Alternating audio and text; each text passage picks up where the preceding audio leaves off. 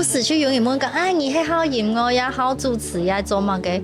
我知道音乐对我来讲就是一生人的事情，就是它就是永恒的事情。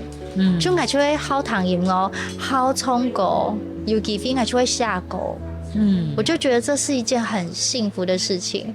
公爱去国外的时间，有一摆离行哦，我不是去表演，然后我就看到有街头艺人，我记得我去西班牙参加后继妹几个婚礼，然后就看到人家表演在唱歌，哇，我就觉得我好怀念唱歌的时候哦，就这个哇，我真的可以站在台上唱歌，好幸福。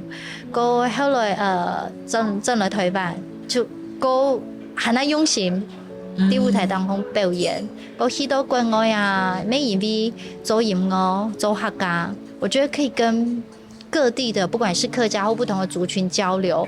從前一步去歐洲、去捷克回來，他們對於不同的文化非常的好奇，非常的接受。每一位記得，我們做的講，那就是藝術之都嘛。他們對於藝術的表演，他們就是覺得每一種都非常的美。每帶俾我一個新的體驗。因為我哋時常在台灣講，啊，你做的是母語音樂，哦，你比較小眾或所謂的非主流音樂類型，世界各地都可能發生，但是因為你的語言就是你的特色，我要做得去同配上人交流，每一位案內，我可以欣賞別人的文化，配上人們做得看到我哋嘅特色。控制啦，冇嘛嘅主流非主流，大家都非主流，也就大家都是主流，嘅感覺。尤其呀，啲發言動到嘅地方看係案內哈，你都歐族，你可能說中文，他們可能也聽不懂。你說客家話，佢哋咩頭唔識。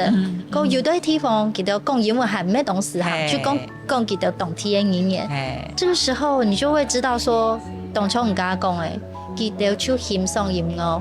所以你還是要回歸到音樂。你的音樂是做什麼？有好冇？冇本語言來限制，而本語言變到我哋嘅特色。